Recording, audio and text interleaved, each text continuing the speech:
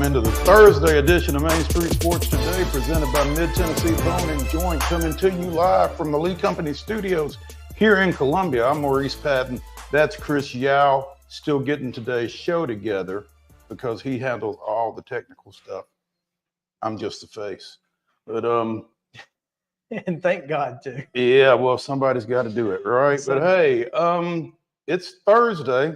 It's supposed to be Preps Thursday, and we will be talking some preps in the second hour. Got a fascinating event coming up next week in Hartsville, Tennessee. And we're going to talk to someone heavily involved with said event on Coach's Corner. So stay with us for that. But before we get to that, we're going to visit with friend of the show, NUBYJAS WILBORN, who spent a little time a little south of here during his professional sports journalism career. And we're going to check in with him because something earth-shaking, earth-shattering, ground-shaking. It's shattered. All of that. It has shattered a lot today. Went down yesterday a little bit south of here, about 3.5, 4 hours. So we're going to get into that with NUBYJAS. We're going to get into it probably here in the next little bit as well. But we actually have a different top story today, only because we're going to spend so much time on Nick, the top story. But there's a really, really interesting story that just one that is just you want to talk about weird.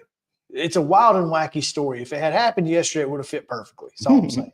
Timing is everything. Timing is everything. So anyway, we've got one. We don't have a rundown. Just FYI. Okay. It's been a day today, as you well know, and so I failed to get the rundown put together, but I do have most everything, if that helps. Well. So what do you want to do? We're gonna make this work. Okay. I just want you to know that it's gonna be. You're doing the rundown? Yeah, basically. Okay. This is gonna have to be me today, just because I kind of screwed the pooch. Oh darn! Yeah, I kind of screwed the pooch, and I apologize. But things happen, and life goes on. I'm okay. So they say. I'm okay with it. Go ahead. So have at it at your convenience. All right. Well, let's get into it. And so then, are you ready to give yesterday's results and today's schedule? I mean, I'm as ready as I'm going to be. On the rundown. Hey, look at there. Good thing we don't have a sponsor today. Mm-hmm. So I'm just going to not even put the rundown picture up. I'm just going to read it. Just freewheel it. Here we go. Yesterday's girls basketball action, Montgomery Central down to Republic 47-19. And on the boys' side, it was Montgomery Central 54, Republic 32. Men's college basketball last night. Tennessee falls at the hump. Yeah. 77-72, the final there. On hump day. And that's why. You can't play at the hump on hump day. You're bound to lose. No, that's not going to work out very well for you. Almost never. Belmont did, however, get the win over Illinois State, 67-60. They got over the hump. They did. Well, they went around the curve. So, boom. And in women's action, down in Ruston, it was Middle Tennessee State 64, La Tech 61 in overtime. Jacksonville State men and women both down to Liberty yesterday. So big win up. Matter of fact, we're just going to rename Liberty's arena Pete Matthews Coliseum North at this point because we've never lost it. So they took Liberty. They did. We took the liberty. They took the liberty of dousing the flames. That's exactly right, and they did in fact. High school basketball tonight. These are double headers at 6 o'clock. Boys to follow. The girls. Nolensville at Brentwood, Dixon County at Clarksville, Northeast hosting Clarksville Academy, Madison Academy's at Dayspring Academy, Columbia Academy's at Fairview, Hillsborough at home against East Nashville, Kip Nashville at Knowledge Academies, Trousdale County is at Merrill Hyde. Lighthouse Christian of Antioch is at Smyrna, and Middle Tennessee Christian is at University School of Nashville. Now, women's basketball action tonight at 5 o'clock. Lipscomb's at Central Arkansas. At 5:30, Austin P is down at Tuna in Florence, the University of North Alabama. Vanderbilt goes to Kentucky, 15-1 Commodore women. At 6 o'clock, you can see it on ESPN Plus. At number 24, Vanderbilt women. I don't have rankings here, unfortunately. At 6 o'clock as well, Florida is at TBA at FCC and the Lady Vols. Sure. At 8 o'clock on CBS Sports Network, nationally televised, will be La Tech at the Glass House against Middle Tennessee State University. Also tonight, doubleheader action over in Lebanon, I guess. Cumberland. It's at Freed. It's in Henderson. At Freed Hardeman will be the Cumberland men and women. Where is it again? In Henderson. At Freed Hardeman. With the DE in thank there. you. Yeah, Freed Hardeman in Henderson. That's a 5:30 women's and 7:30 men's tip. And as far as I know, that's your rundown. Close enough.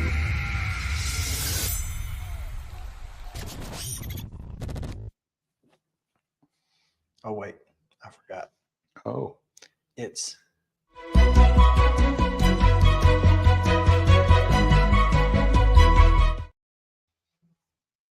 top stories brought to you by our friends at Piggly Wiggly. The Hoggly Woggly. The big pig. The big pig. Piggly Wiggly, Hoggly Woggly, whatever you want to call it. They've got your daily deli lunch specials each and every day. Delicious food. Trust me, just go get some. Thank us later. They also have fresh hand-cut meats, great produce, and, of course, all of your grocery needs, which hopefully they got bread and milk. I don't know if they do at this point. Better get there soon, right? Better do something because, it's a nutcase right now. And it's all cost plus 10. It is cost plus 10 at the register. You should make sure to go by and check them out. Mo, Michigan basketball guard Doug McDaniel has been suspended for 6 games. That seems normal. What's not normal is that those 6 games are only road games. He is suspended for 6 road games. What? In what world? Well, I mean, it kind of falls in line with every other sanction Michigan has received in recent memories, that they kind of get to dictate what the punishment is. 6 road games he's suspended for. And I'm just confused because this is someone. So now this is not an NCAA suspension. This is a Michigan. I don't think that the NCAA's saying road games only. If it were, they'd just be suspended, right? Well, you're right. The NCAA does everything weird, so who knows? Doug will dress for home games. However, when we are away from Ann Arbor, he will work toward meeting several academic goals he has set and needs to meet. Okay. According to Jawan Howard. So that's an interesting concept, is you just can't travel with us. You need to stay here and take care of your academics. But when we're at home, it doesn't matter because we're at home. You're not missing class. You're not missing class. It's interesting. While I am disappointed, this is not something we take lightly. This is an important step for Doug, D-U-G, by the way, and his success as a student athlete, where he will learn how to spell his name. He's dug himself into a hole here academically. That's what they say. The school's punishment is uncommon, to put it lightly. Suspension for a player almost always means consecutive missed competition as opposed to alternating time on and off. So is he suspended from the games or just suspended from traveling? Because that sounds more That's what it sounds like. I mean, I think that's the best way to characterize it Yeah, really. He's he's not- suspended from traveling. Yeah. So anyway, I mean, clearly, if he doesn't travel, he can't play in the road games. But right. At Goodman Hoops, one former Michigan player just texted this: "Is there a bigger clown show in college basketball right now? It's pretty much Louisville than everyone else, but Michigan is certainly firmly entrenched. they are pulling a hold my beer for sure." And here's the thing: this is what's so crazy is, I want to say it was, I want to say it was, I can't remember, but Michigan. Oh, I know what it was. Someone asked who was going to be the next coach at Michigan basketball.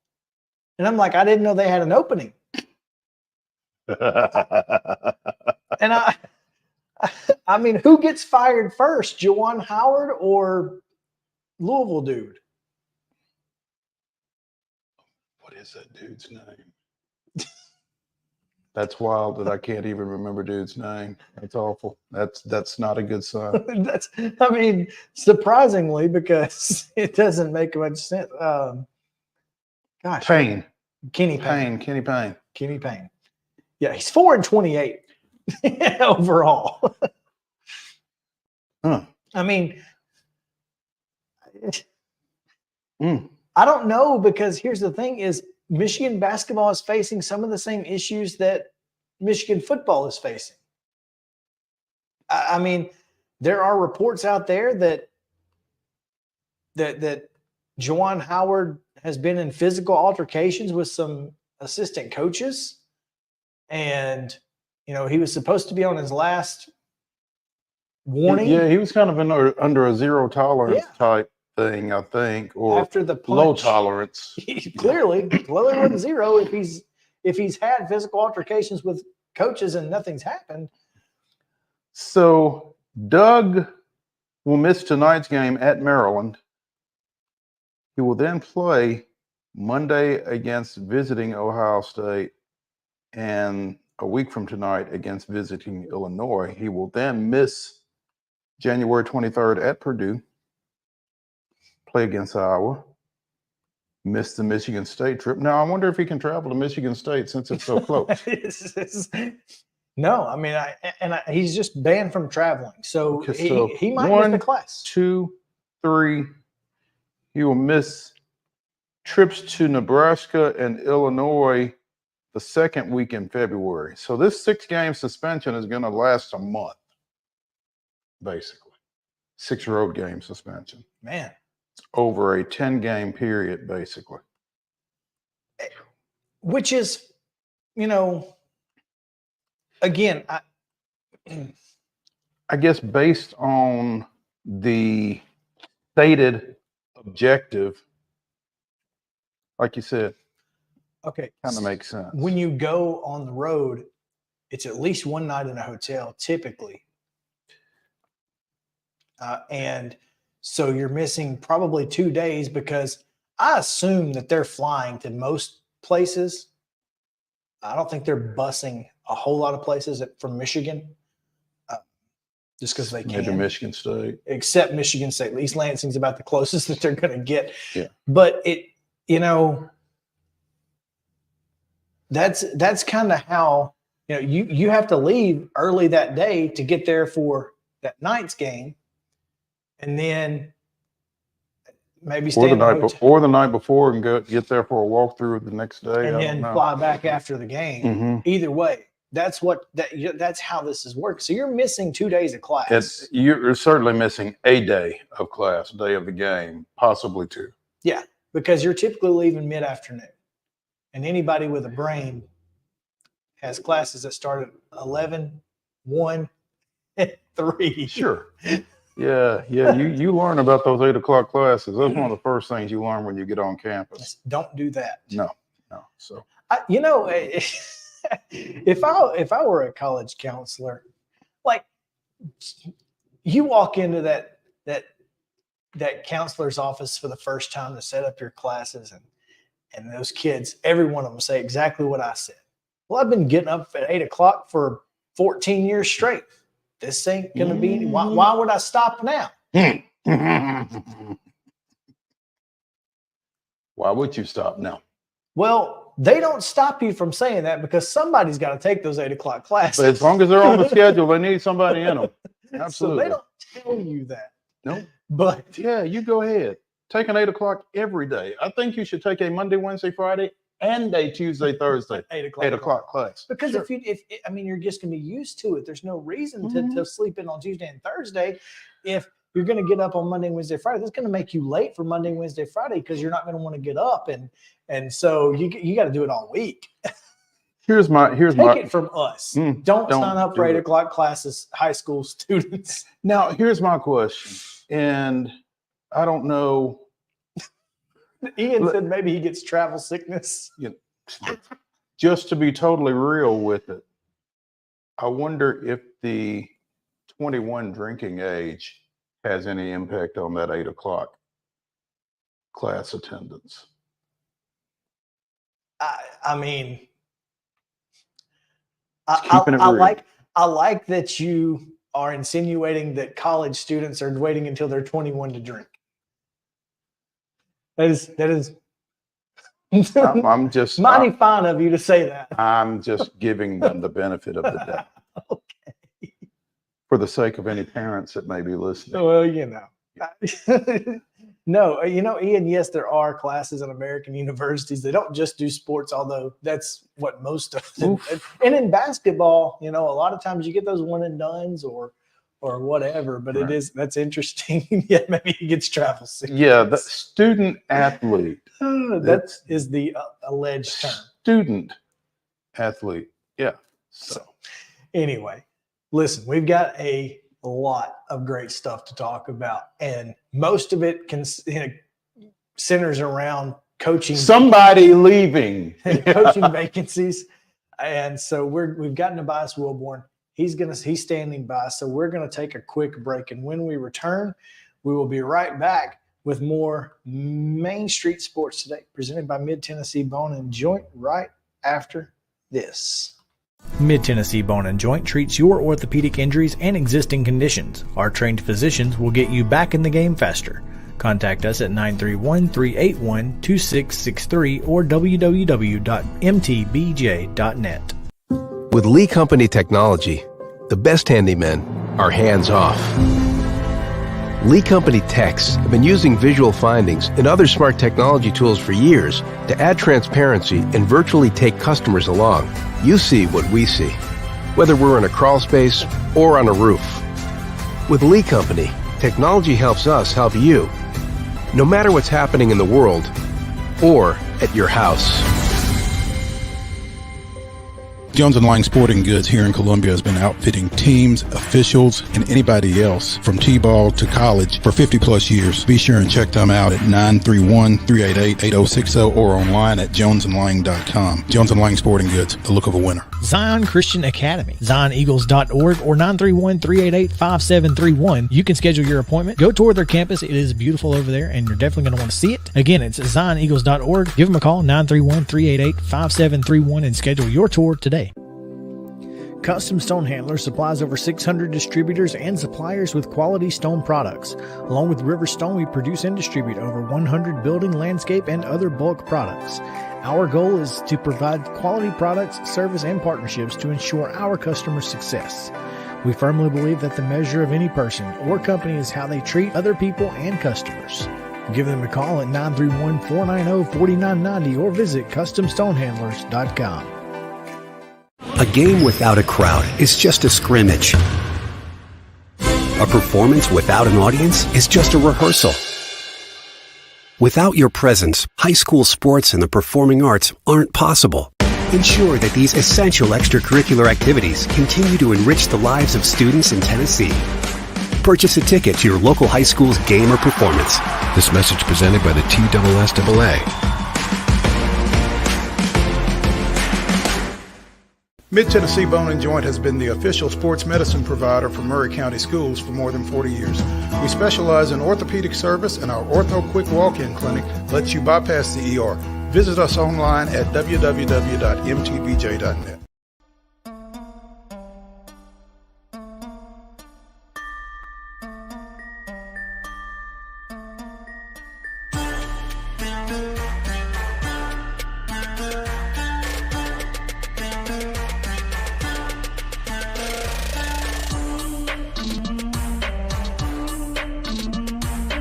Welcome back into Main Street Sports Today, presented by Mid-Tennessee Bone and Joint. That's Chris Yao, I'm Maurice Patton. And as we promised you at the bottom of the last segment, joining us now, friend of the show, man who needs no introduction, but we're going to introduce him anyway. NUBYJAS WILBORN joining us here, talking about the unexpected departure of Nick Saban as head coach at the University of Alabama after 17 seasons, 6 national championships. NUBYJAS, obviously having covered Auburn for AL.com for a few seasons, you had opportunities to be around Saban and to hear about Saban and that kind of thing. What was your immediate reaction when you heard the news yesterday? Well, it's interesting. So I got a text from a buddy over there saying that watch your phone, you're going to be blown away. And I was like, okay. I saw the Carroll stuff earlier, and I was like, is that what you're talking about? He's like, nah, man. He was like, it's going to be a major change at Bama. It's going to shock you. And sure enough, about 5 minutes later, here comes Chris Lowe's report, and I'm like, oh. Because you know how you see things on Twitter, right? And, you know, they've gotten really good at deceiving on the timeline now. You know what I'm saying? I think it's Megan Thee Stallion would say, don't believe anything with the big font. You know what I'm saying? So, but when I looked and I was like, oh, this is Chris Lowe's real Twitter. And, you know, I have a relationship with Chris, and I texted him. He's like, I'm very busy, but yeah, it's true. I was like, well, all right. And then, you know, it was true. And it was kind of shocking. I did not necessarily, I mean, I guess if you look back in hindsight, you can see some tea leaves that it was possible.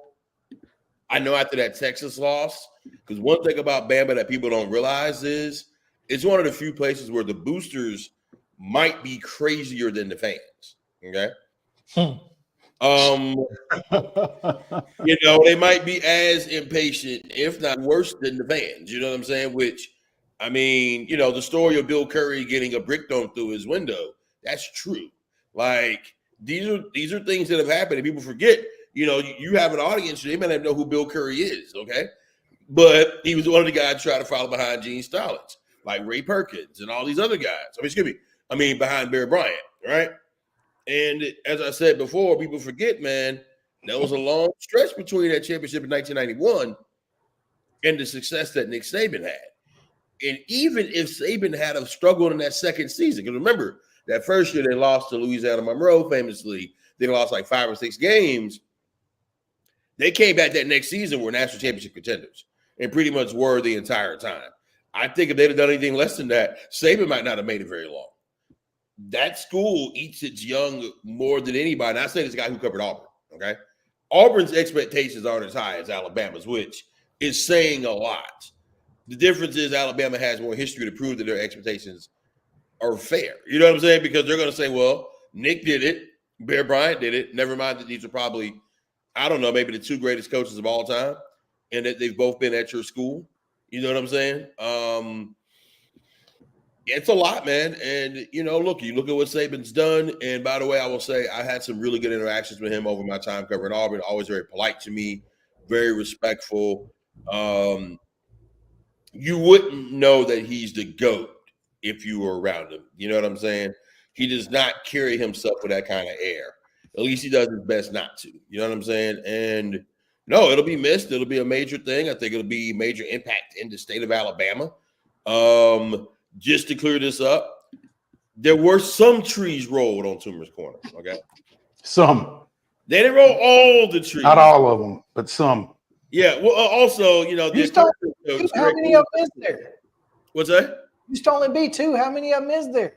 Well, you know, they have like a whole lane. They go further down if they want to, but there's the 2 main trees, you know. Oh, okay. Yeah. Okay. But, you know, sometimes they get a little, you know, but to be fair, the equestrian coach, Greg Williams, went into the Equestrian Hall of Fame on that same day. So some could say maybe it was for Of course. Williams. There you go.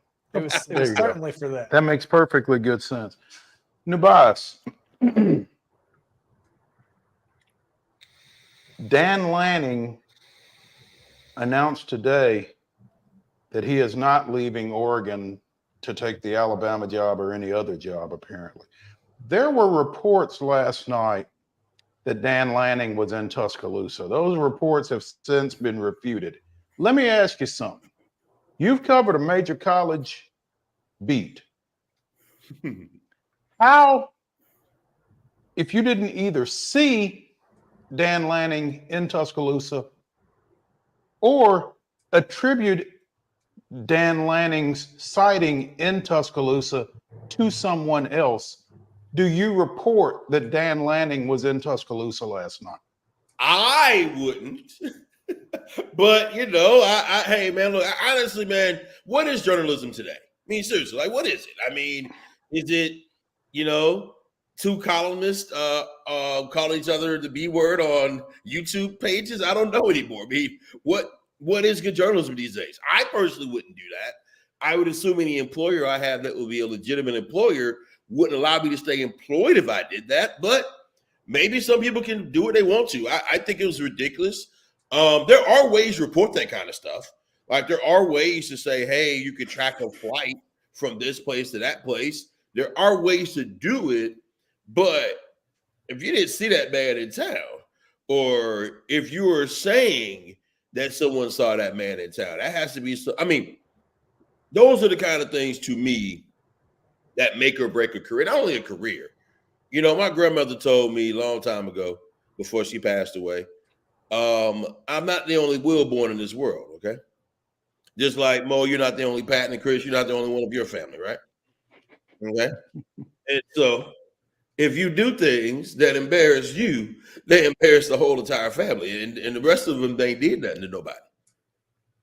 And I just don't know if those kind of things matter as much today as they did when my grandmother said that to me some years ago. Clearly they don't to some people. I mean, but look, and maybe it doesn't to their employer if they're still employed today after that. Or certainly if they're still employed doing the same thing. So yeah, it's wild. Who do you see, you know, realistically? I'll be honest with you. That's a tough one, right? If you asked me this question 5 years ago, I think we all would have said Dabo Swinney, right? I don't think we feel that way now. One, because Dabo has shown himself to be rather thin-skinned, right? And I just don't see how he would work at a place like Alabama, even though he went there and everything, if he's as thin-skinned as he appears to be. 3 years ago, I would have said Kirby Smart.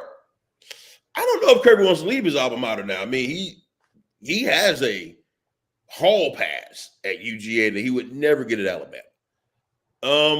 I really don't know, man, because do you go get a big name that's gonna be in potential harm because of this job? I don't think you can bring up a coordinator. This is a tough one, man. But allegedly, according to reports, they've been telling people that they're going to have this coach, I guess, within 72 hours. I guess we'll find out on Friday. But if it's not a Lanning type, if it's not Kirby Smart, I don't know which way they go. Maybe Brian Harsin. I'm joking. NUBYJAS, first. Hey, how would that make Auburn fans feel, though? Brian Harsin goes to Alabama and Texas like 4 national champions. Well, here's the thing: is Justin, we can hear you.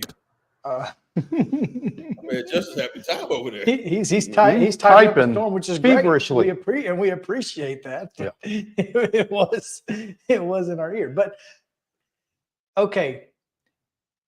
You just said exactly what everybody's thinking. And I posed this question to some Alabama fans. They took it personally, and that's not how I mean it. I don't mean this in a derogatory way, but is Alabama on their 3rd or 4th choice at this point? It would look like it, unless they've just got a whole Decepticon plan for us. I mean, think about it. Like D'Amico Ryans, he's in the playoffs right now. So, I mean, he couldn't interview for the job anyway if he was a candidate. But if you're him, do you leave C.J. Stroud in that situation that you have with the Texans, considering the low expectation they're going to have there, to go to Alabama, even though it's your alma mater? I don't know. No. I don't think I would do it, but I can't speak to what that man's mind is. I think the number, and I don't know that they had to make a call. This essentially what the conversation went like this. They have to call Steve Sarkisian. Yeah, I'm sure. Well, they don't have to call Steve Sarkisian. They know if Steve Sarkisian is available. They know if he's an option already. Sark and Saban are talking every day. They know if Steve Sarkisian wants to be the head coach, he's going to be the next head coach at Alabama. So the list starts with Sarkisian? The list starts with Steve Sarkisian. From what I understand. I mean, and I've heard him obviously a lot, and there are people there who want him, and he may want it. I mean, but again, I mean, that's a tough situation. Now, the wild card would be Lane Kiffin. I don't think they're going to go there for a lot of reasons, but if you're talking about somebody who's crazy enough to take the job, because you do got to be a little crazy to take that job, especially after Saban, Lane Kiffin would be crazy and delusional enough to think he could do it. And also, he'd be crazy enough to deal with the crazy Alabama stuff, which I don't think people really understand how crazy Alabama can get. I mean, besides the history of the state, and, you know, somebody joked and said Alabama hadn't been as bad since they moved the signs out the water fountains. But, you know, just saying, Bama football can get real nasty real fast. No, you're exactly right. There are only a few people, and Tennessee fans are very similar in this regard. Obviously, Shiano Sunday proved that it can get insanely crazy, but Alabama is even at another level, especially at this point, because you're talking about a lot of people who remember Ray Perkins. Oh, yeah. A lot of people remember how that went down, and they don't want to go through that again. They don't want to go through and you said it's been a long time since 1992 to 2009. Mm-hmm. It's almost the same amount of time from 1978 to 1992. And even that wasn't pretty either, because people forget there were stretches where, I mean, and this is hard to fathom now. And I'm not trying to be insulting when I'm saying I want a whole bunch of Bama fans in my mentions, but like the numbers are the numbers, man. Bama was a laughingstock program for a while. Now I'm not talking their history they can point to, but there was those stretches where they were not good. But here's what you don't have to worry about. After Gene Stallings, what did they have to deal with? Probation. Yep. After Dennis Franchione, during Mike Shula years, what they have to deal with? Mm-hmm. Probation. They ain't got to deal with that. They'll never have to deal with that again. Well, hey, I will say this. Never say never on that. Well, but I mean, that's the kind of thing that you're not going to have to worry about if you're the next coach at Alabama, like Dubose and Shula had to deal with. The next coach doesn't have to do that. Yeah, that's true. No, I give you. I mean, they're coming into a much better situation, but the transfer portal NIL changed all of it, baby. And that's the other part that I don't think we're really factoring in. That portal, the portal and NIL change it all. I mean, because you just saw the 5-star receiver decommit. I know those kids on campus right now, their phones are blowing up, or the people around them are getting phone calls because, you know, can't directly talk to the kids, but somebody talking to them, I guarantee you. So, and they have 30 days. Yeah. Now, not starting now, because Nick Saban's in the building. Jimmy Sexton is in the building. Wait, well, I'm telling you this. Video of that. We know Jimmy Sexton is in the Mount Moore Athletic Facility. Well, I'll tell you this. There's probably not a happier man on the planet than to be Jimmy Sexton. Hey, that man is making a whole bunch of coaches a whole lot of money right now. And that man is making himself Yep, a whole bunch of money right now. Hey, that man is making a whole bunch of money for a whole lot of people, including himself right now. Hey, I'm telling you, that man is happier. Well, by the way, I don't know if you have ever met Jimmy. I've not. Okay, Jimmy Sexton looks like and acts like what you would think Jimmy Sexton would look like and act like. That's exactly what we need to know. There. Yeah. I'm just saying, like, next head coach in Alabama. Nick showed up for work today at 7:30. Hey man, Nick Saban's go Nick Saban, man. I mean, listen, I will say this. I do think we got to look at this situation where college football is and where the sport is. I think you will see a lot of. I mean, the portal's changed it, man, and NIL has really changed it for the good and for the bad. I'm happy these kids are getting their money, but I just think a lot of coaches are going to check out. No, let me interject right there, because I took exception to a couple of folks putting that up on various social media platforms that Saban's leaving is a result of the state of college football. You know, how many Mercedes-Benz dealerships does Nick Saban own?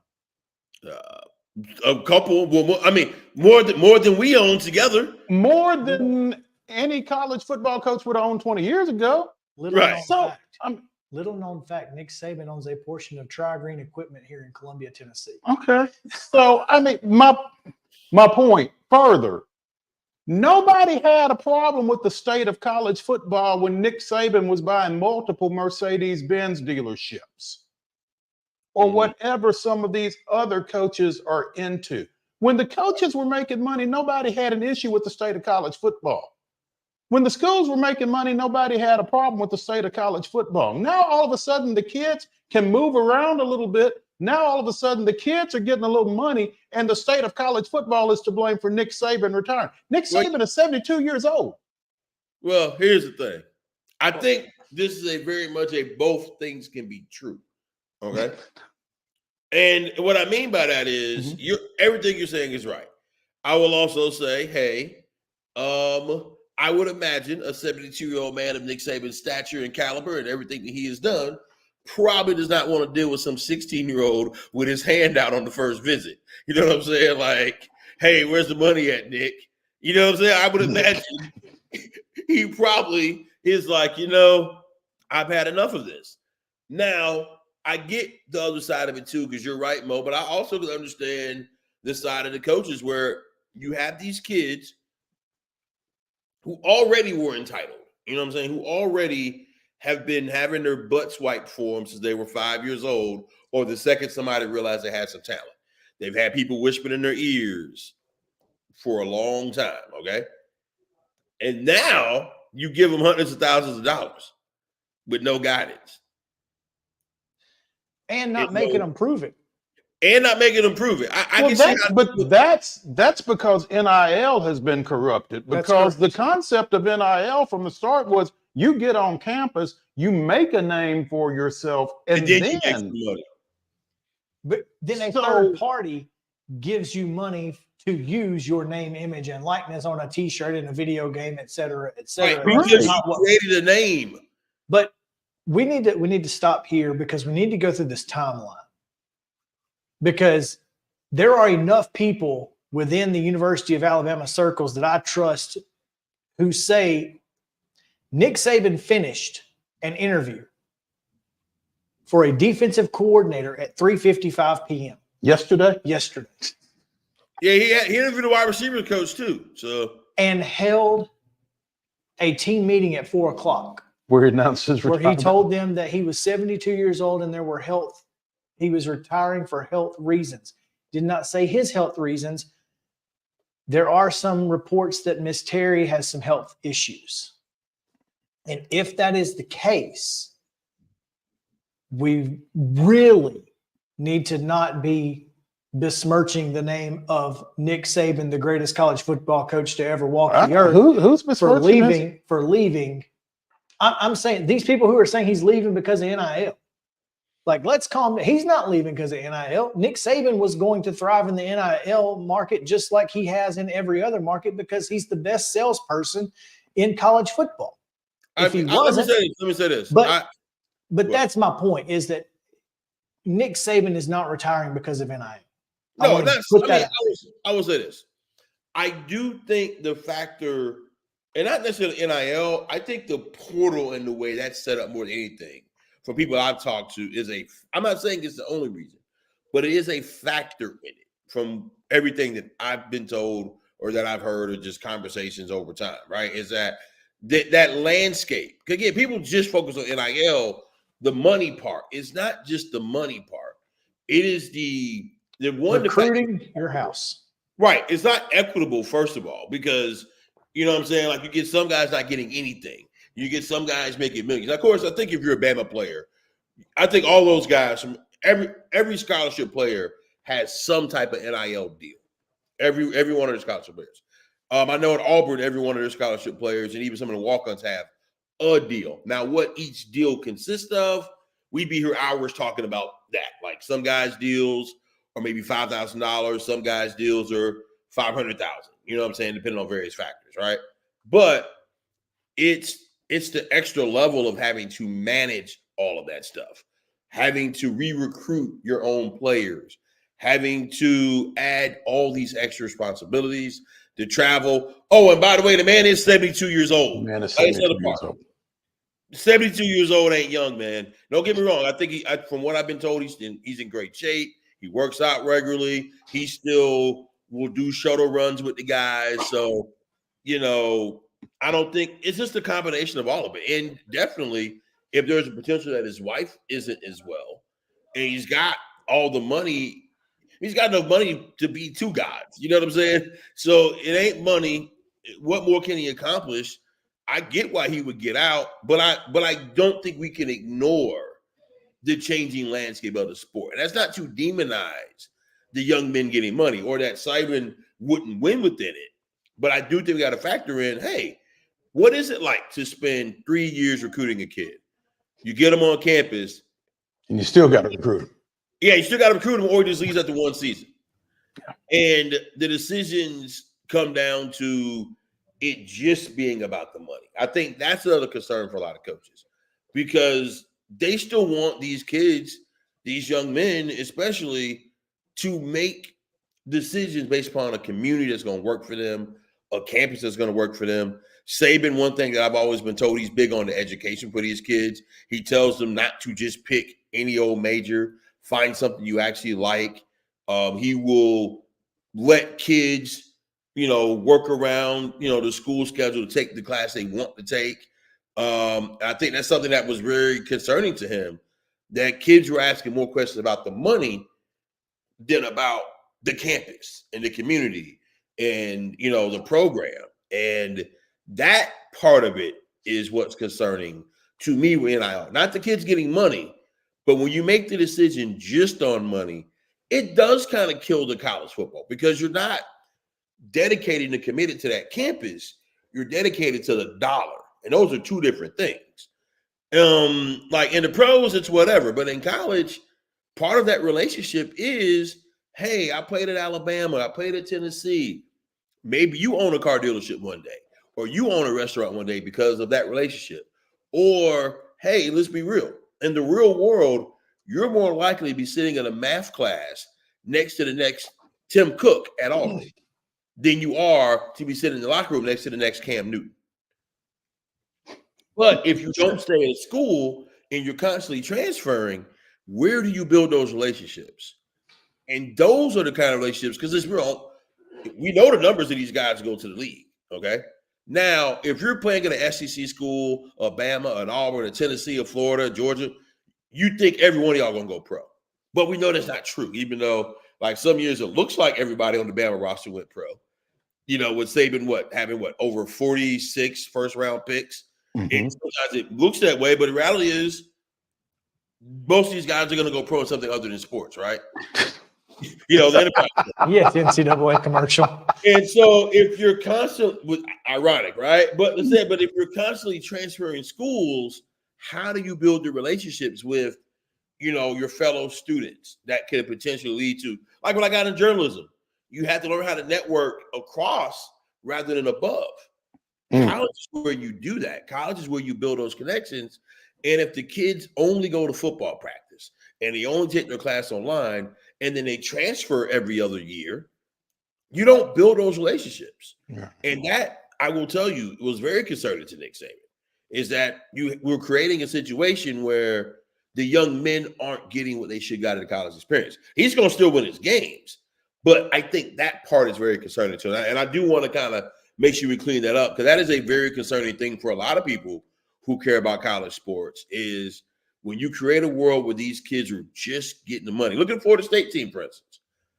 Let's be real. They had a bunch of mercenaries on that team. Not knocking them as people, but just saying the minute things didn't go right, what happened? They all bounced. Look at Georgia. The difference with that Georgia team and why they were able to win that game, and I think Kirby said it, hey, man, we did this for college football because the bowl should still matter. Because once it's just about the money, it's just about the money. And I do think that's something that we have to address and look at in this college sports going forward, because let's be real, these still aren't pros. They're not professionals. NUBYJAS WILBORN sharing some of his fantastic insight, as always, here on Main Street Sports Today, presented by Mid-Tennessee Bone & Joint. I have managed to find an article from about 20 minutes ago on Sports Illustrated. According to reports, when Nick Saban announced his retirement to the team Wednesday afternoon, he cited health as one of the reasons that pushed him toward retirement.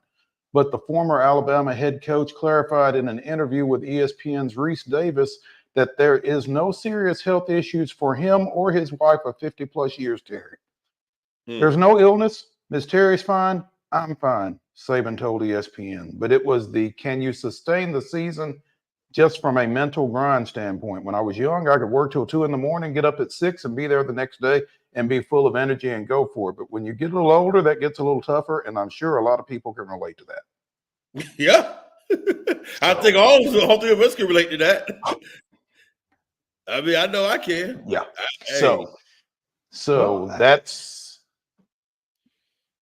I don't know what more to tell you regarding the health aspect. But it also goes into, we talk about NIL, talk about the portal. These are added things that now add more time to it. It's not the money itself. Mm-hmm. It's having to raise the money, because that's another thing with this. You got to raise the money. You got to deal with that. And that's got to play into who takes this job. Yeah. Who can continue to raise that money? Because if you make a bad hire, the money goes away. And you become Tennessee. Right. Well, I don't know if the money goes away. Texas A&M is proof that they just throw more at it. Well, but not everybody's going to be Texas A&M, though. Alabama is. I mean, Alabama is. Alabama is one of the handful of programs that can poach a coach from a program out of a similar caliber. Oh, yeah. They're one of a handful of programs, Texas, Alabama, now maybe Georgia, Michigan's, et cetera, who can go get a guy who is at a current college job and has had college football playoff level success. Steve Sarkisian, Kalen DeBoer, by the way, who Joel Klatt says would be shocked if he's not the head football coach at Alabama.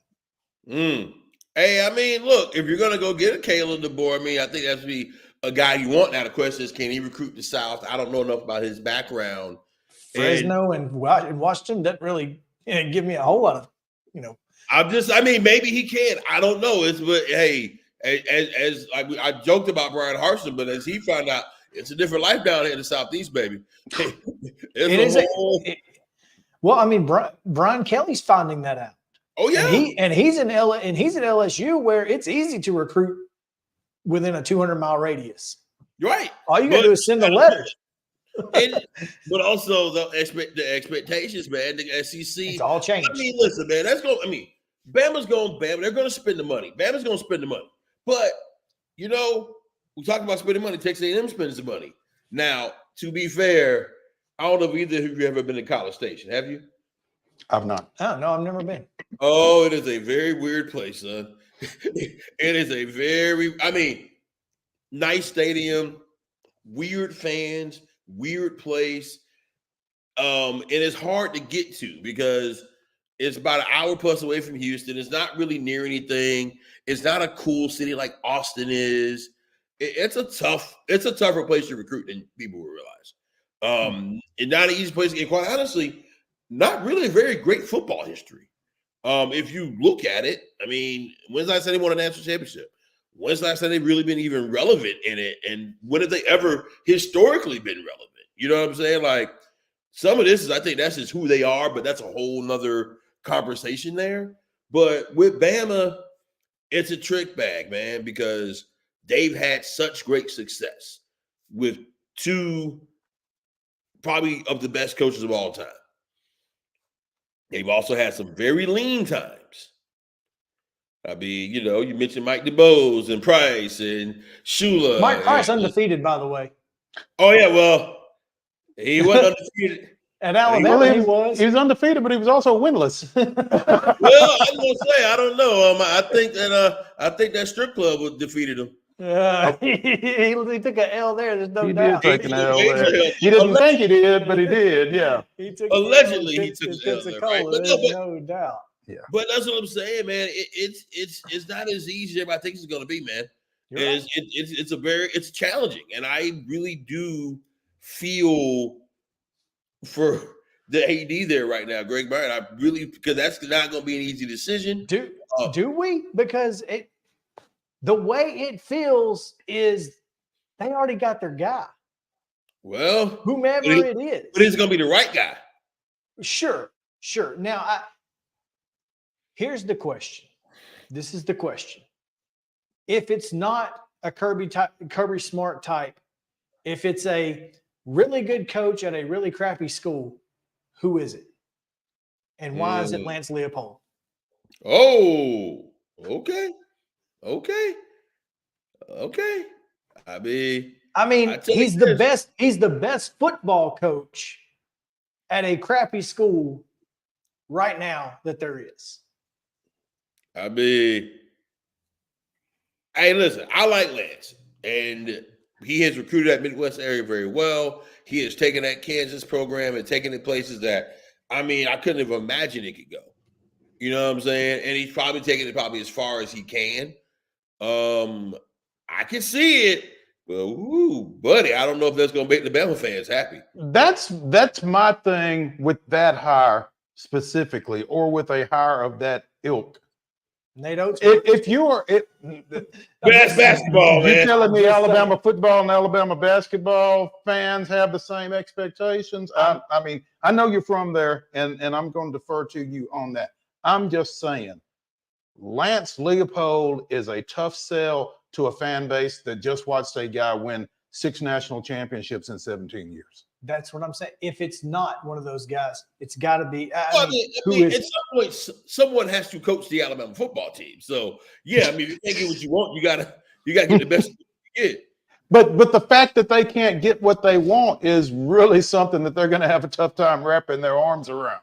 Well, but that's also the business, and particularly because Mal Moore camped outside of Nick Saban's house to get Nick Saban for 2 days. Literally stayed in his car outside of Nick Saban's house until Miss Terry said, "Hey, go talk to that guy. He's not leaving till you talk to him." And then he became the coach at Alabama. And so, Alabama's going to do whatever it takes to get their guy, no matter what. But they have to identify their guy. I don't know who the guy is if it's not Steve Sarkisian. Because after that, the list goes really weird. And I don't know, man. I think they should just hire Pete Carroll and Bill Belichick together as a stopgap and be done.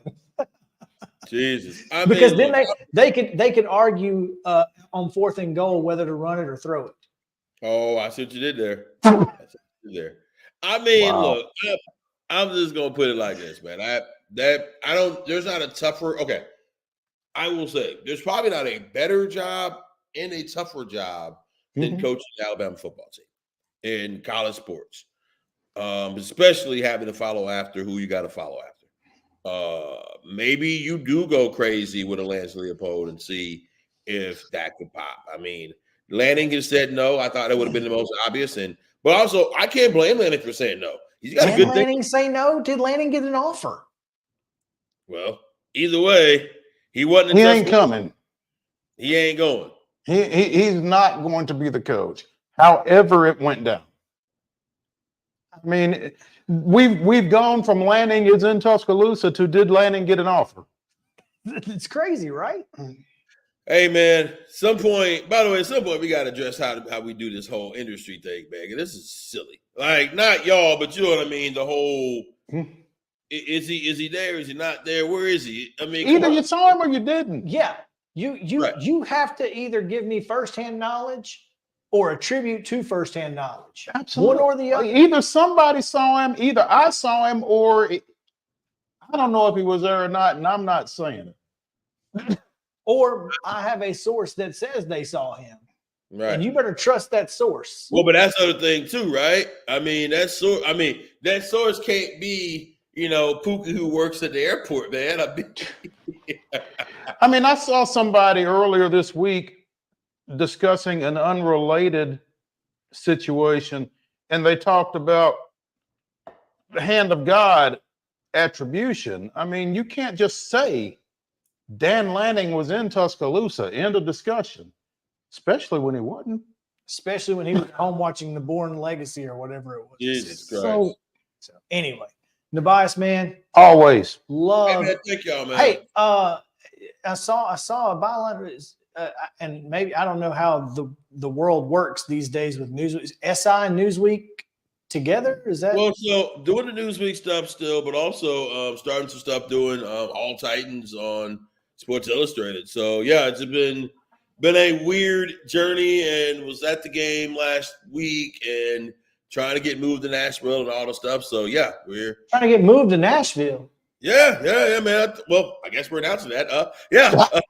Come on down. Come on. You're Absolutely. the next contestant on The Price is Right, my friend. I guess from here I go up, but yes, we're gonna make it up, down, whatever. We're gonna make it happen. So all right. Yeah, hopefully we can come back in soon and do some more talking on this good stuff here. Absolutely. Look forward to it. NUBYJAS WILBORN joining us here on Main Street Sports Today, presented by Mid-Tennessee Bone and Joint. NUBYJAS, appreciate you. Hey, no problem. And we'll talk about coaching search with Titans soon, right? Yeah. Absolutely. In about 30 seconds. Yep. All right, man. We'll catch up. All right. We are going to take a regular break here, Justin. So let's take a regular break, come back with Terry McCormick right after this on Main Street Sports Today.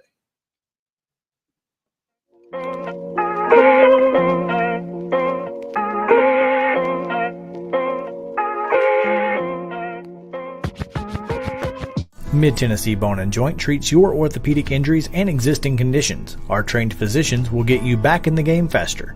Contact us at 931-381-2663 or www.mtbj.net.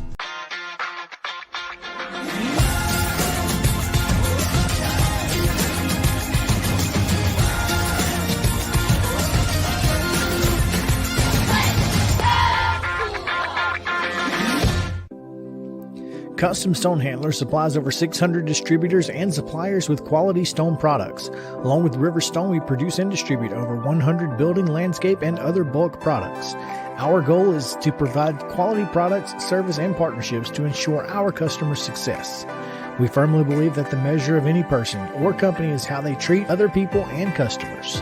Give them a call at 931-490-4990 or visit CustomStonehandlers.com.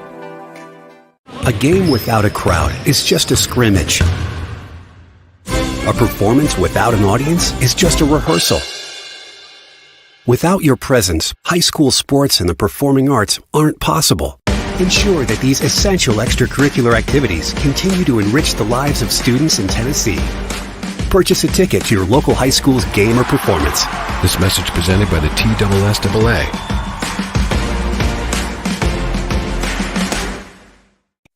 With Lee Company technology, the best handymen are hands-off. Lee Company techs have been using visual findings and other smart technology tools for years to add transparency and virtually take customers along. You see what we see, whether we're in a crawl space or on a roof. With Lee Company, technology helps us help you, no matter what's happening in the world or at your house. Piggly Wiggly, located in Neely's Mill Shopping Center, is Columbia's locally owned and operated Cost Plus 10 grocery store dedicated to serving the community with low prices and smiling faces. Piggly Wiggly offers fresh, hand-cut meats daily as well as daily hot plate lunches from their deli counter. You're certain to see smiling faces and a helping hand when you're here at Piggly Wiggly. Come by and check out our fresh produce, high-quality meats, and more. Down home, down the street, we'll see you at the Pig. Mid-Tennessee Bone and Joint has been the official sports medicine provider for Murray County Schools for more than 40 years. We specialize in orthopedic service, and our Ortho Quick Walk-In Clinic lets you bypass the ER. Visit us online at www.mtbj.net.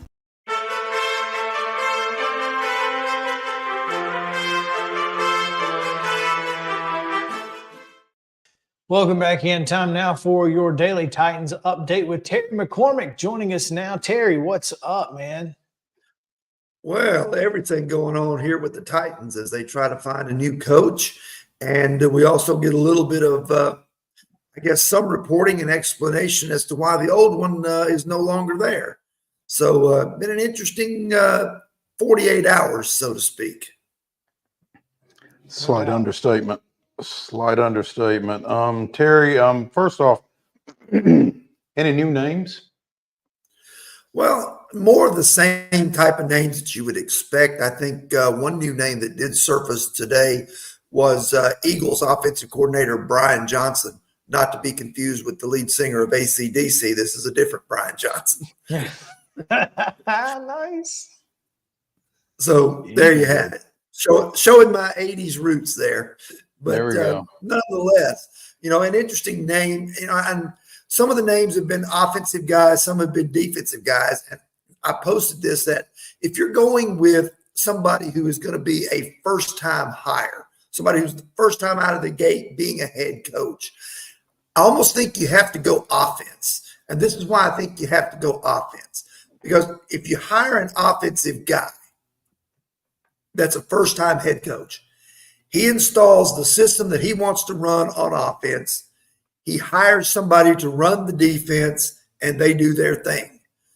Now, if you flip that around, if you hire a defensive guy and you bring in an offensive guy to run that side of the ball, then if that guy is really good at what he does, chances are 2 to 3 years, he's going to be a head coaching candidate somewhere else, and you're going to be looking for a new offensive coordinator with your defensive-minded head coach.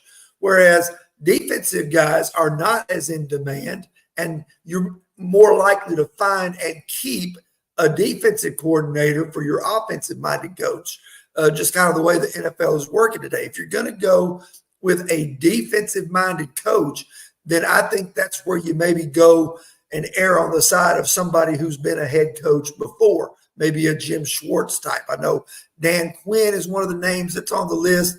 I'm not thrilled about that one, in terms of what he would bring as after the way his tenure ended with the Falcons. I still think they need to go with one of these offensive guys, whether that's Brian Johnson or Ben Johnson or Brian Callahan or Bobby Slowick. Those guys would at least seem to get my attention in terms of, okay, you're going to try something different here. And in terms of those sorts of things, there was a report out that they're not interested in Belichick, not a surprise, and they're not interested in Harbaugh, not a surprise. So they're not interested in a coach who's going to want to come in and want full control, because they didn't give it to Mike VRABEL, according to the reports, after he had, lobbied for it and pushed for it. But even though Harbaugh and Belichick certainly have more skins on the wall than VRABEL does, doesn't sound like they're eager to get back into that same boat. I saw that post that you put up yesterday, and it made a lot of sense. So continuing to go down that path and going down the path that Yao pointed out, that you're not going to get an established coach necessarily to come in and work with a relatively inexperienced GM like a Rand Carthon. So you're probably looking at a defensive coordinator who hasn't necessarily been a head coach, or has been an interim head coach. Maybe under these circumstances, maybe Antonio Pierce looks a little bit better. Yeah, and I think if you hire Antonio Pierce, you're getting, I think it maybe been Chris yesterday that said he's kind of VRABEL 2.0 in terms of a leader of men. Well, he said that. I said 2.0, but yeah. Yes. You know, you're getting a guy who would be a leader of men, which is certainly an important factor when you start to look for a head coach. But then you still have to find who his guy would be on offense. And if he's good, he's going to be gone in 2 or 3 years, because that's just the way the league rolls. So it's going to be interesting to see. You know, I'm not averse to them hiring a defensive guy, but I just think that an offensive guy is where the league is trending to. And if they're going more to analytics and they're going more to newfangled type of stuff, it makes sense that if you're going to jump in the fast lane with all these teams like the Dolphins and the Bengals and the Texans, who are doing it with, you know, super stud quarterbacks and receivers who can run like crazy and that sort of thing, then you need to find that guy who is your guy for the next several years. Yeah, I think that's kind of the thing, is it doesn't seem like a Jim Schwartz type is going to be the head coach because, again, analytics, et cetera. So it certainly feels like it's going to be a younger guy, a guy who's more prone to or apt to going with what the analytics say more times than not, and things of that nature. So it feels like it's going to be a young offensive mind, but of course it could literally be anyone at this point. I would just like to point out that Brian Johnson is the wrong Johnson that we need to be interviewing for our head coaching job. I think they meant to call Ben and got the wrong number. Well, Brian Johnson was doing just fine until the Eagles hit in December, and then all of a sudden they've hit the skids. So, you know, I don't know how much of that is on him, but I think the only way you bring Brian Johnson in is if he brings AJ Brown back with him. There you go. I don't know that I want AJ Brown at this point. That guy's been a and to your point about Schwartz, Chris, actually, Jim Schwartz was one of the first coaches I ever met who was heavily involved and heavily into analytics and knowing the percentages of, you know, what teams do on certain downs and distances and all. He was into baseball that type of stuff the first time he was here under Jeff Fisher, because he would talk about those things because he'd kind of gotten the idea from the whole Moneyball thing with the Oakland A's and was working on how that translated to football. So he actually was kind of ahead of the curve on some of that stuff. Yeah. I'm all in for baseball stats in football. Let's go for it. Literally on 4th down, let's go for it. Because that's what the analytics say. Let's just make sure we get somebody with an 800 OPS or better, right? Exactly. So I'm really interested to see how this is going to play out. Obviously, the Titans are in a situation where they want to talk to guys who are still coaching and still, in the hunt for a Super Bowl, and we'll see how it works out. But boy, the current openings in the NFL are certainly curious when it pertains to Mike Vrabel. So we'll see how that plays out as well. Let me throw this at you real quick and tell me if you guys agree or not. But I think it's the chess match that's going to take place on Wild Card Weekend, and even with the teams that have a bye, like the Ravens, where Mike McDonald is one of the candidates. But I think it might be interesting to see, like you look at the Cleveland-Houston game. You got Bobby Slowick matching wits with Jim Schwartz. Does the winner of that game get a leg up in on the Titans' radar in terms of, well, Bobby Slowick's offense was better than Jim Schwartz's defense, or vice versa? Do you think that plays into anything at all? Or does the loser of that game get a leg up in terms of being available? That is true. It depends on, I guess, how good or bad they look. You know, if the game ends up 41-10, they may not get a call at all. There you go. Exactly. Hey, you're still coaching for your interviews. So just FYI. All right. Yeah, let's hear about Zen Sports and then take a regular break after that. Terry, appreciate it as always. The new sports betting app exclusively in Tennessee the last few months, and I'm excited to share with you some big news. Now, when you sign up for a Zen Sports account, you will receive up to a $1,000 no danger first wager. That's right. When you place your first bet in Zen Sports with up to plus 500 odds, you can be reimbursed for the amount of your bet up to a $1,000 maximum within 24 hours if the bet loses. And there's more good news. Zen Sports is rolling out its brand new VIP rewards program. This new VIP rewards program will allow top-tier customers to earn more bonuses, comps, and perks. The VIP program is by invite only, so if you feel your Zen Sports play qualifies for VIP consideration, please check out the program details and apply at zensports.com/VIP. No other sportsbook will offer you a premier sports betting experience with 24/7 top-tier customer support and faster withdrawals than Zen Sports. So what are you waiting for? Get going and download their app at zensports.com today. Zen Sports, betting just got better. Gambling problem? Call 1-800-889-9789. Terms and conditions apply. Must be 21 and older and in Tennessee to bet. Mid-Tennessee Bone and Joint treats your orthopedic injuries and existing conditions. Our trained physicians will get you back in the game faster. Contact us at 931-381-2663 or www.mtbj.net.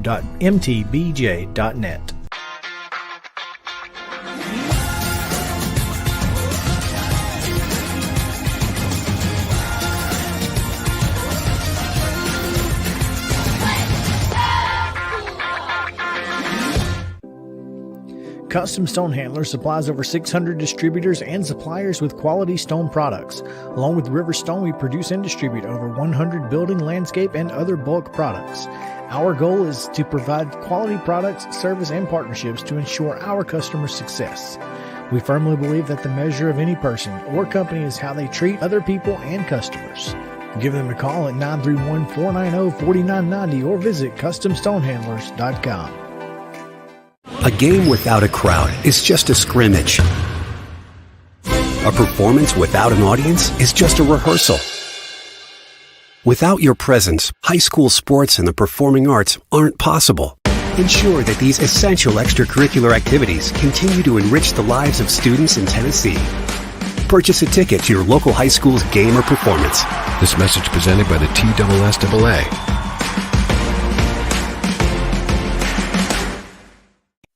With Lee Company technology, the best handymen are hands-off.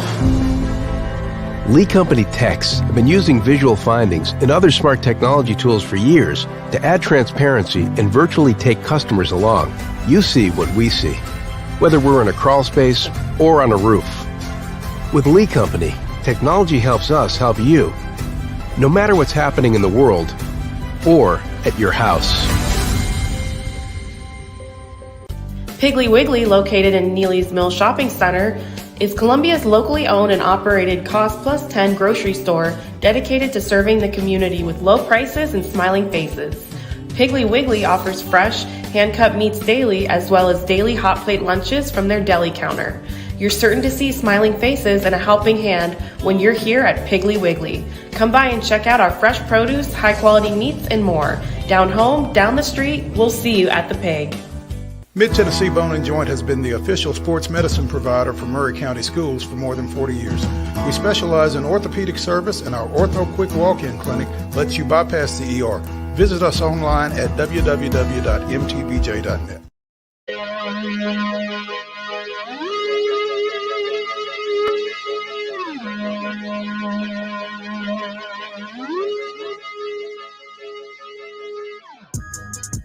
Welcome back into Main Street Sports Today, presented by Mid-Tennessee Bone and Joint. That's Chris Yao. I'm Maurice Patton.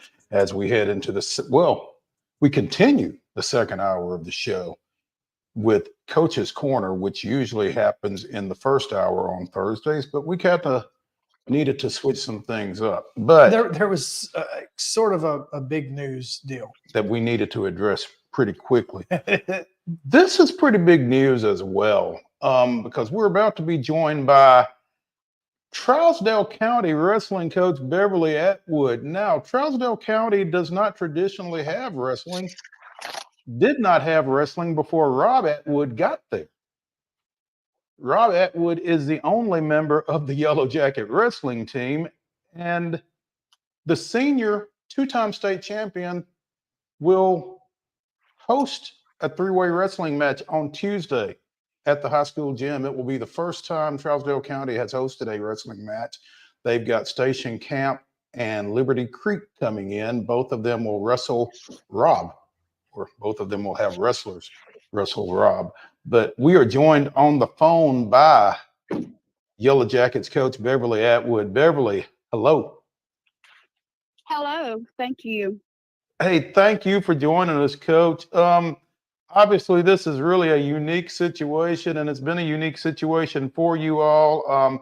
I've had the good fortune of watching Rob at the state tournament, I guess, each of his first 3 years, and obviously look forward to seeing him back over there next month. But, you know, for you all to be able to actually have him wrestle a home match after everything he's had to do throughout his career to get on the mat, I would imagine has to be really special for y'all. It is. It's very special to us.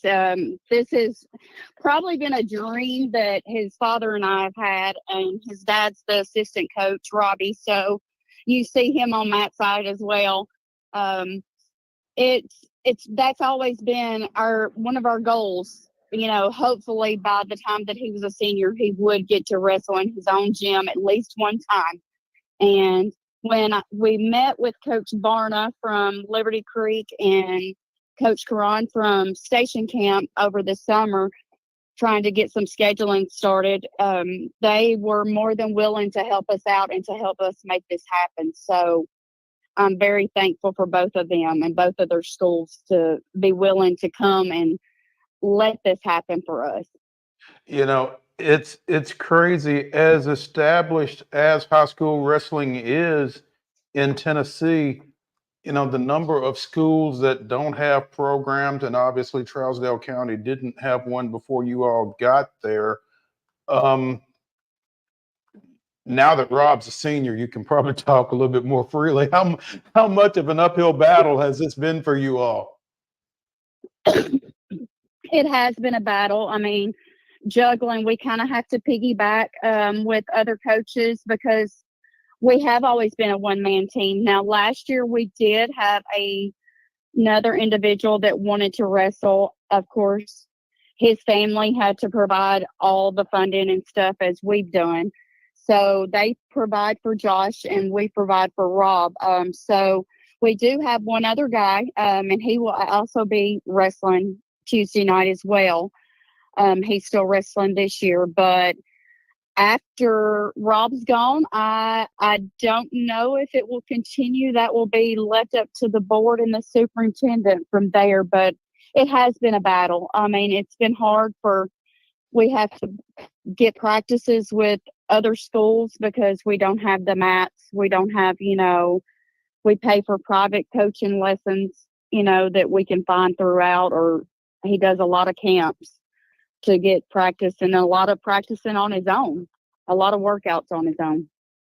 Now, I think I know he was working with Wilson Central at one time. I don't know if he still is working with them, but he's having to find rooms to get into, like you said, and try to work with other folks. Are you all still working some with Wilson Central? He has not been to Wilson Central this year. They lost a lot of their heavier weights. So he does go to Green Hills High School. Sometimes he goes to Station Camp quite a bit. Most of the time it's between Green Hills and Station Camp weekly. He has even went during the holidays to Murfreesboro and has practiced with some of those guys over there with Matt's. So he just kind of has to pick it up where he can, is for the most part. A lot of networking involved, huh? Yes, it is. It is a lot of networking, and we are blessed to have grown up in the sport since he's been in it since he was 4 years old. So growing up through AAU and a lot of the kids, you make a big wrestling family. It's a big connection. So everybody's been willing to help. I mean, even Cleveland helps him.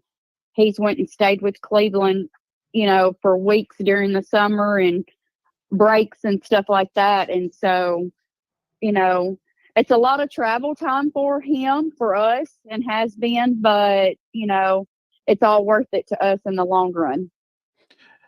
And the wrestling community is one of those where, when people see a young man or a young wrestler, because we do have girls wrestling now and at the Tennessee high school level as well. But when people see a wrestler willing to work at it and make the sacrifices, they kind of wrap their arms around a kid and kind of take them in, like you said, and like you've seen. And so that makes it a little bit easier, I would think. And you said it's been worth it. Rob has signed a college wrestling scholarship and he will be at VMI next year. So I guess it truly has been worth it. It has. It's been worth it for us. All of the road trips or all of the miles we have on our vehicles. It's just for that in itself, for him to be able to continue his career wrestling and still get a wonderful education in such a structured school, and for it to be, that was one of his goals. He always wanted to be a D1 wrestler in college and, go further. So it's been truly a blessing and an honor to watch him excel, and we can't wait to see him excel on that next level. Certainly a unique situation that you guys find yourselves in. What has there been any kind of buzz inside of, inside the school, inside the community about getting out and supporting him and supporting Trousdale County wrestling for, on Tuesday? Yes. So Coach Davey Cawthorn, our high school baseball coach, Rob has played under him baseball in years past. He has been a big supporter. They will be working the gate. They have put it all over social media and are trying to get the word out and trying to do it. Him and BJ West, which is the junior high football coach, they have been very supportive, and they are, even when it comes down to keeping up with Rob on track when it comes to state. They keep everybody at home kind of updated because, we're engrossed into the sport and we're dealing with him out when we're at state. So they're watching on track and flow wherever we are to keep up. And so they kind of put it out on social media and let everybody know where he stands during those moments. So they have, throughout his career, they've been a big supporter, both of them have, of, trying to get it out to the community. And so we're hoping that a lot of people do show up and do come to see them wrestle, because most of them think that it's more like the TV style wrestling. And I'm like, no, that's not how we wrestle. That's not, it's totally different. Bring signs though. Yeah. I tell people it's wrestling, not wrestling, Beverly, but yeah, exactly. There will be no turnbuckles, no turnbuckles, no chains, no magic dust, nothing like that. But Beverly, I got to tell you, I've known Davey Cawthorn since he was a student at Trousdale County. Please don't give him too much credit on this. Oh, Davey's been a big supporter. I mean, it's funny. We give Davey a hard time too. So good. We've been around Davey quite a long time. So he hears from us, but I am thankful that he does support it. And actually Rob had to give up baseball because it conflicted with wrestling. So He's been pretty good about that. Well, no, Davey's a good dude. I really appreciate him. And he actually kind of gave me the heads up on this event that you all have on Tuesday, as he will be wrestling against Liberty Creek and Station Camp. Doors will open at 4 o'clock. The first match will be at 5 o'clock, and Rob will wrestle the first and the last match of the night. So again, be sure and get out to Trousdale County High School and see two-time state champion Rob Atwood for his senior night at Trousdale. And It's exciting. yeah, Coach Beverly Atwood, Mom Beverly Atwood, we appreciate you joining us here on Coach's Corner. And good luck to Rob. And like I said, I look forward to seeing him next month over at the Ag Expo. Awesome. Sounds great. Thank you. All right. It's Coach's Corner here on Main Street Sports Day, presented by Mid-Tennessee Bone and Joint.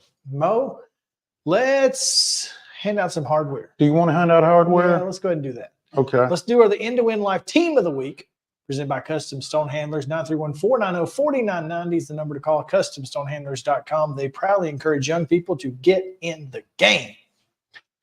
Into Win Life Team of the Week this week. Picked up a couple of victories last week. It is the Lawrence County Wildcats under first-year coach Bryce Clift. They defeated Rockvale, and more importantly, yes, they defeated down south rival Loretto at the Ralph. So Wildcats having a pretty good year this year. That we mentioned them in yesterday's rundown, coming off a big win Tuesday over at Giles County as well. So that's right.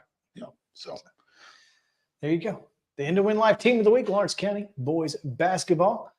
Let's go to the Mid-Tennessee Bone and Joint Athlete of the Week. The Mid-Tennessee Bone and Joint Athlete of the Week. Speaking of wrestling, Summit's Landon DeSalle went 6-0 last week. Won a couple of matches midweek by pin. He went to the Johnny Drennan Invitational Tournament down at Father Ryan, the same tournament that Rob won at, I think, 215. But Landon won the 144-pound championship down there. Won 4 matches, 2 of those by pin, 1 by technical fall and 1 by major decision. And Landon is a signee with the Ohio State University. That seems good. That's pretty good. Yeah, for wrestling, I feel like they take it pretty serious up there. Slightly. Yeah. All right. So congratulations to Summit Senior Landon DeSalle, the Mid-Tennessee Bone and Joint Athlete of the Week.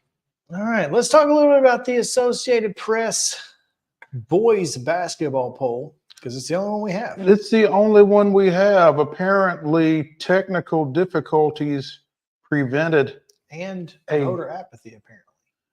That I don't know. I'm only 5 voters, according to this email. I'm just saying. I'm not saying. I'm just saying. 4A. Bartlett and Cordova at the top out of the Memphis area. Ravenwood 3, Knoxville Bearden 4, Independence 5. Those 2 play here real soon. Independence and Ravenwood? Mm-hmm.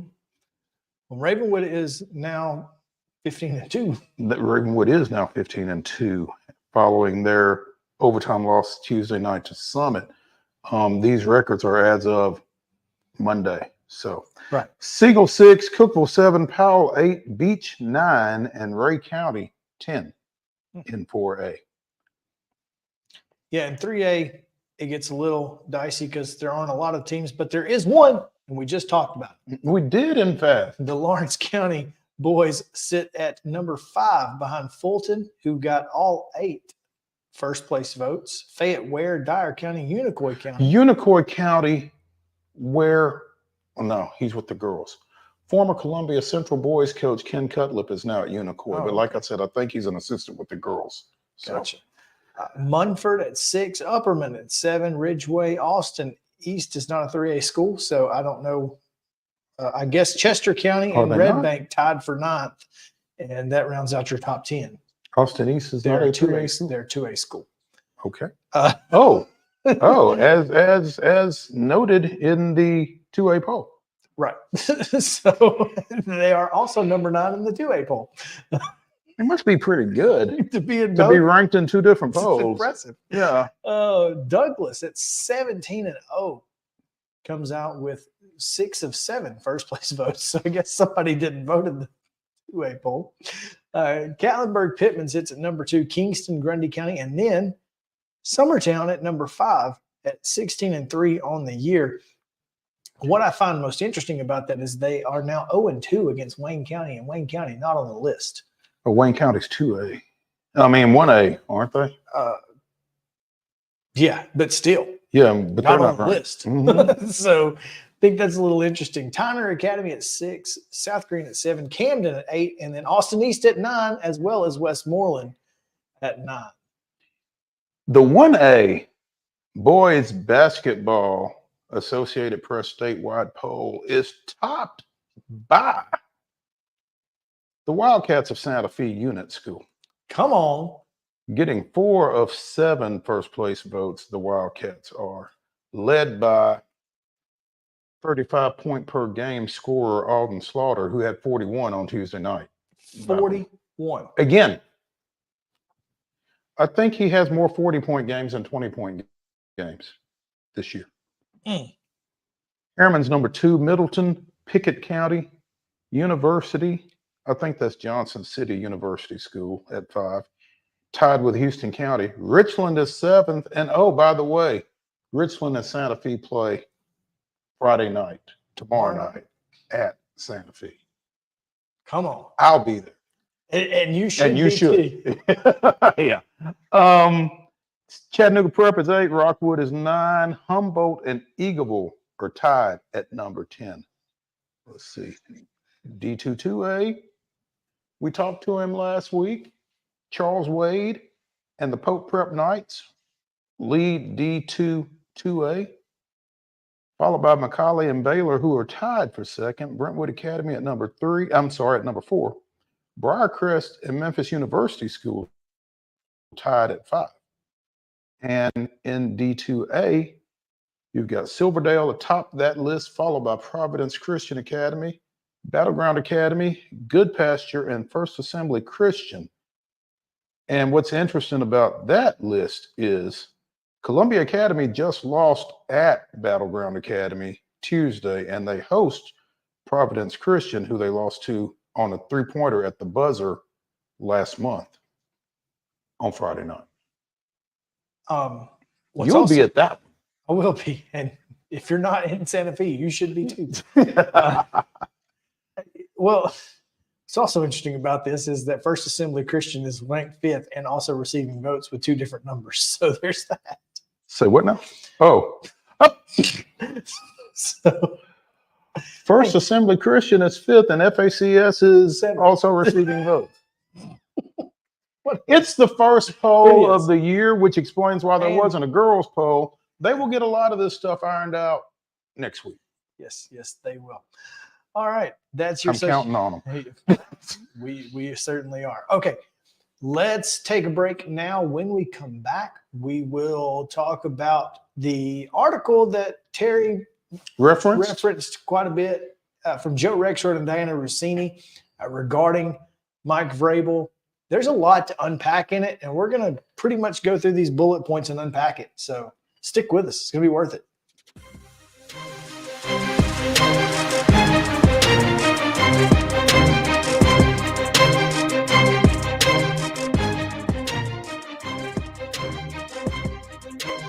Mid-Tennessee Bone and Joint treats your orthopedic injuries and existing conditions. Our trained physicians will get you back in the game faster.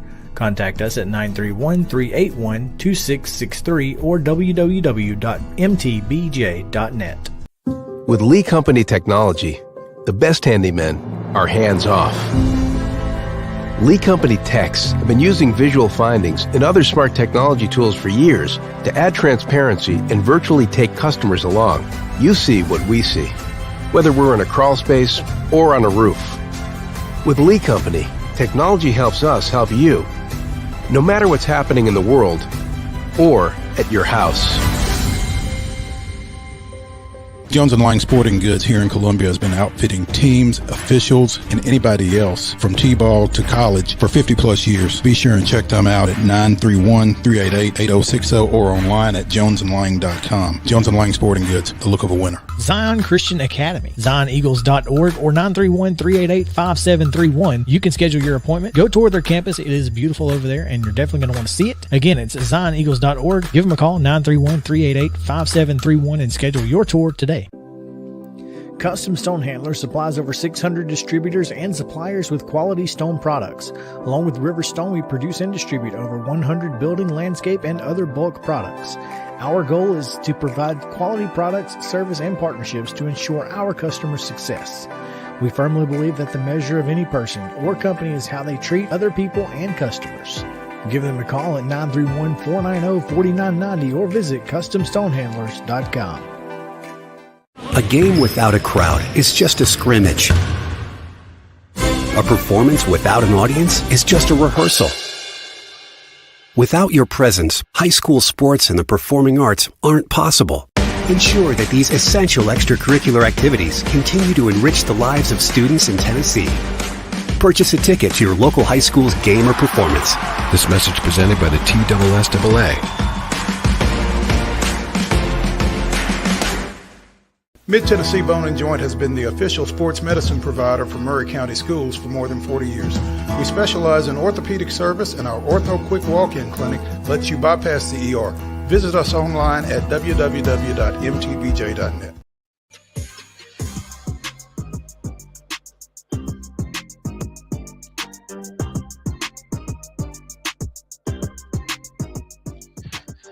Welcome back in Main Street Sports Today, presented by Mid-Tennessee Bone and Joint. Chris Yao, Mo Patton, and plenty of Titans talk to be had.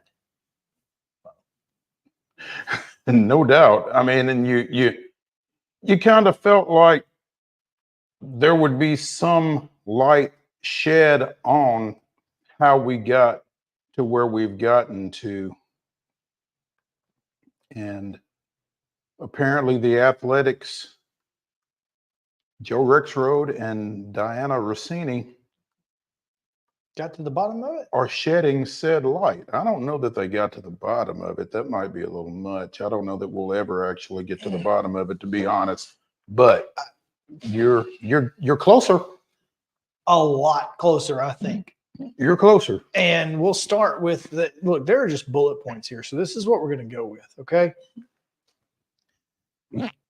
Terry said it. They wanted to go more analytics, etc. They actually have an analytics staff in the building.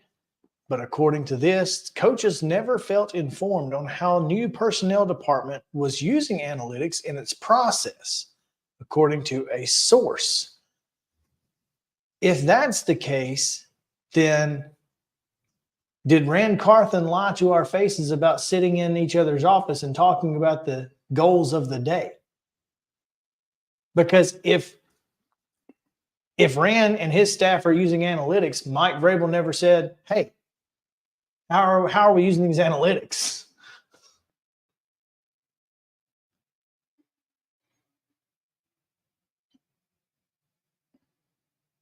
The coaches never felt informed on how the new personnel department was using analytics in its process, a team source said.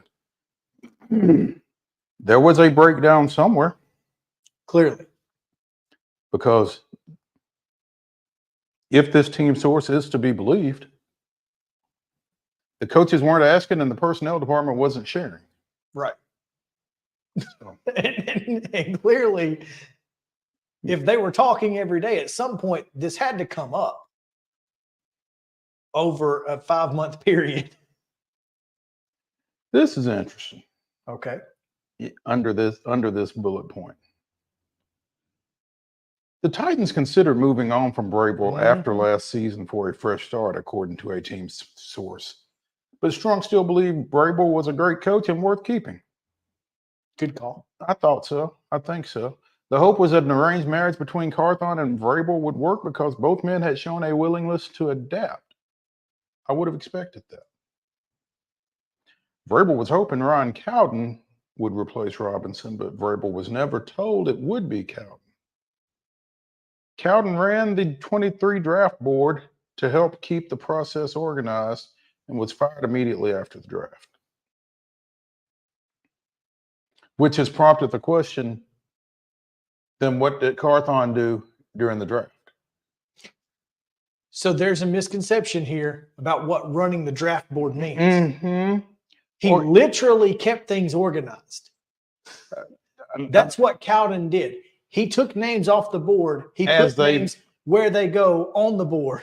That's literally what he did. So, but he wasn't making calls about. I think that needs to be clear here. It's certainly not. Okay. He kept he organized the board and kept them on task, etc. with what he was hearing around the league. You know, hey, this guy's not going to be available. Let's move on to this thing, sort of whatever. Okay. Next bullet. Next bullet is during the hiring process to replace John Robinson, Vrabel asked if he could have control. Felt like he had earned it. And Amy Adams Strunk basically said no. You have not. Well, not that he hadn't earned it, but it doesn't work. We've seen it here in Nashville. Didn't work with Jeff Fisher. Hasn't worked with Bill Belichick. Didn't work with Bill O'Brien in Texas, in Houston. It's never worked. Not for a long period of time. Right. Because, I mean, wasn't Carroll in Seattle at one time kind of coach GM? Probably. And I assume Belichick was? I'm sure he was while he was winning championships. No, Belichick definitely was. But it's not worked in a situation where you don't have Tom Brady. Put it that way. Yeah. And so, you know, when Carthon was close to getting the job, Vrabel told Amy that he liked him but didn't feel he was ready to be a GM. Said, hey, let's do an assistant GM. It moves him up but doesn't give him full control. Amy said, no. And that was when. And Amy took that personally. That was the first punch to the armor. Yeah. But you got, and I would like to point out, as I did to you off air before we started, I am wearing this in, after reading this story this morning, I put this on. You're Team Titan, huh? Very clear that I am Team Amy Adams Strunk in this. I like Mike Vrabel. I think he's a really good football coach. I think he's a great motivator of men. I don't think he was a good fit in this organization at this point where they're going. He overstepped. He did. And you can't overstep and be 16 and whatever over the 13 and 21. 13 and 21 over the last 2 years. You can't do that. I know you were coach of the year in 21. I get all of the things that go along with that, and John Robinson, and you can't do that. If he had won the Super Bowl in 19, then maybe you could do that, but he didn't. So anyway, punch number 2 to the armor. This one punched through, it sounds like. I think so. October 23rd, Vrabel takes the trip to Foxborough to be inducted into the Hall of Fame of the New England Patriots. And we said on this show that it was not a big deal. Like, come on. Didn't think it was. Didn't think it was. It was a bye week. But I'll say this. He played there. I didn't realize. I'd never heard this quote. I didn't. This is a quote I'd never heard. I don't want you to take this organization for granted. I've been to a lot of places. This is a special place with great leadership, great fans, great direction and great coaching. Enjoy it. It's not like this everywhere. Now, stop. He certainly could have been talking about Houston. Stop. Yeah. I mean, this in and of itself to me does not necessarily sound like a shot at his then current situation. I can see how it could be taken that way. Well, But in the context of what we just read, we absolutely can take it that way. you can. I mean, Whether it was meant that way or Yeah. not, you certainly have the leeway to take it that way. which is how Amy took it.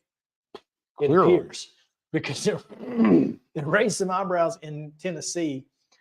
He said afterwards, when asked about it in, I assume, a press conference here, that they've won 6 Super Bowls in 20 years. That's what I was alluding to. I don't know what to tell you. It's just a lot of success.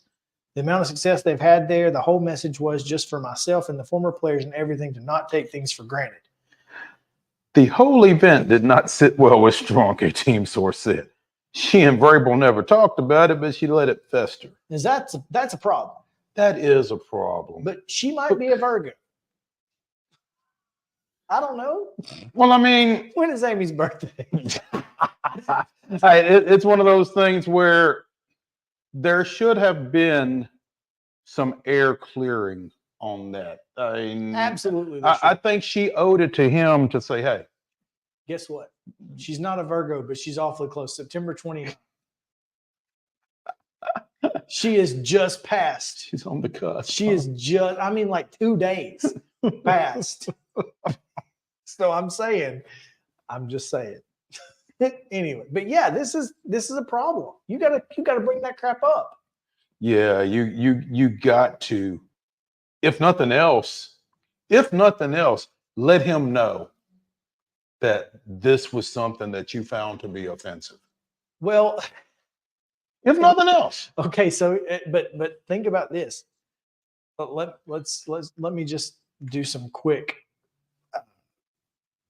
math here on the Tennessee Titans schedule, because what's the date? October 23rd. What was the Titans record on October 23rd? That I couldn't tell you. So 0-1, 1-1, 1-2, 2-2, 2-3, 2-4, 2-4. I don't need this right From now, you? Amy. Oh. Maybe Amy said, I don't need to burden him with that while he's also trying to decide whether Will Levis is going to be the starting quarterback or not.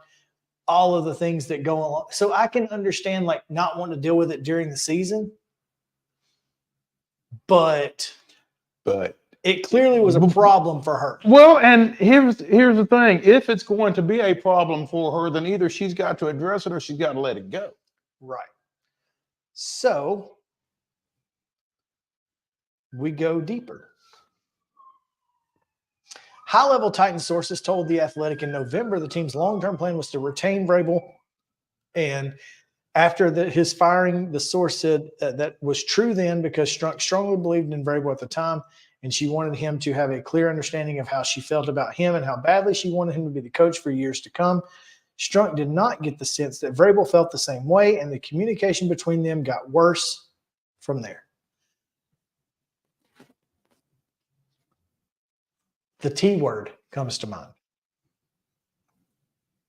Trust? Tampering. Oh.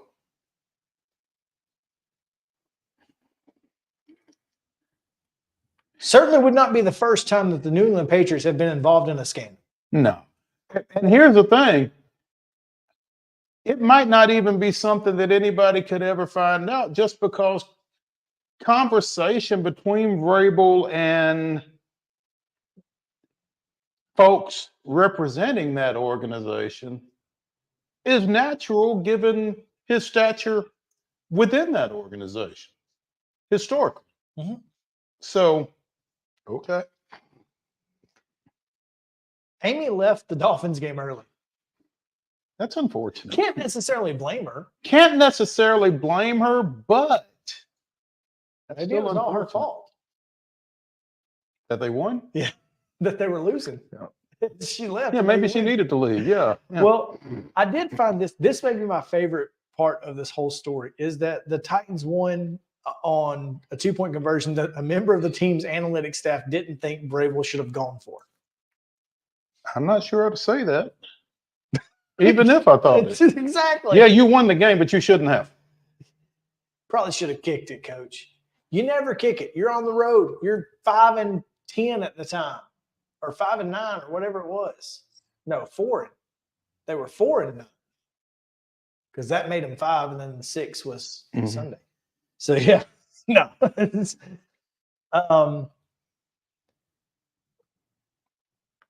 VRABEL joined Strunk and Burke Nihill for a meeting at 11 o'clock on Tuesday that lasted 2 minutes. They told him they appreciated his time with the Titans, but they were moving in a new direction. He was fired. There was never a discussion between the organization and VRABEL about trading him or apparently anything else. So Ian Rappaport's, he was presented with options and said no. That might have been, must have been throughout the last couple of weeks or something. I don't know. It wasn't Tuesday, but it apparently. sure wasn't Tuesday because you can't Not get in 2 minutes. Yeah, not in 2 minutes. And so there you have it. Certainly interesting. Does this change your, your view of the firing and whether or not it, was the right thing to do? It doesn't sound like they were on the same page. And if they weren't on the same page and if they felt like it was irreparable, makes sense. And I mean, no need. I'm still a Mike VRABEL fan from a coaching standpoint. I mean, I don't think you can argue with what he did here over 6 years. Now, you can take your exception with 13 and 21 over the last 2 seasons and that kind of thing. I'd still tell you that how he got to 13 and 21 with those rosters is pretty admirable. But some of this off the field stuff makes his firing easier to digest. Okay, but how much of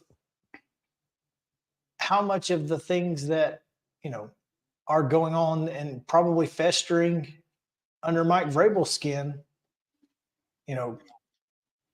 leads you to not being as prepared as you could have been because you're more concerned about whatever's going on in, at St. Thomas Sports Park in the offices rather than on the practice field. I don't know.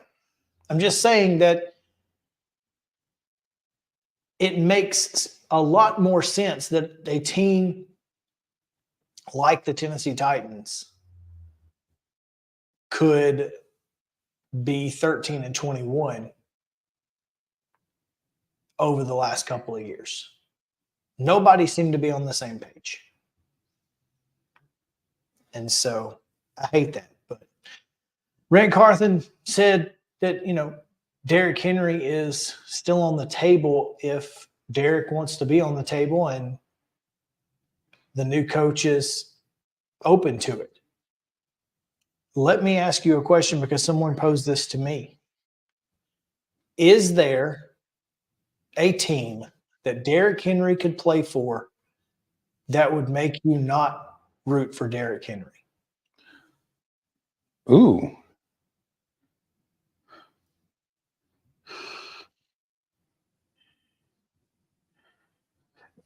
One, there's a difference in not rooting for Derrick Henry and rooting against Derrick Henry. I'm going to split that hair. Sure. Because New England comes to mind. Okay. And if Mike VRABEL winds up there, I feel like both Derrick Henry and Ryan Tannehill will wind up in New England. And Mr. Cowden. So it would be easier for me to root for New England without Belichick and Brady. So no, There's not a team that Derrick Henry could play for that I wouldn't root for. The team, Well, other than in the AFC South, I guess. the only team that I can think of Jacksonville? that is legitimately an option, and I would have a tough time rooting for him, is Houston. I don't know that Houston's an option. D'Amico Ryans isn't an option?